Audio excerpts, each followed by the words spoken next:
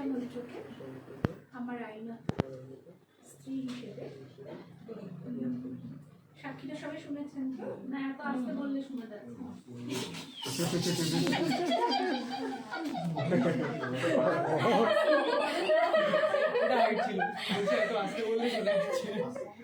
আমি তোষা মৈত্র, পিতাশ্রী অরূপ মৈত্র, মাতা নবনীতা মৈত্র, আজকে এই শুভ দিনে শুভক্ষণে স্বইচ্ছায় ভারতের সংবিধানের নামে শপথ করে অর্ণব চক্রবর্তীকে আমার আইনত স্বামী হিসেবে গ্রহণ করলাম।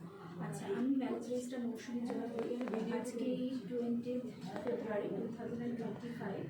অর্ণব চক্রবর্তী আর তোষা মৈত্র তোমাদের দুজনকে স্পেশাল ম্যারেজ অ্যাপ্রিঞ্চে বিবাহ সম্পন্ন করে দিল। তোমরা আজ থেকে আইনগতভাবে ঠিক আছে। আচ্ছা, আপনারা তিনজন সাক্ষী চলে আসুন ওইখানে, চলে যান দুজন।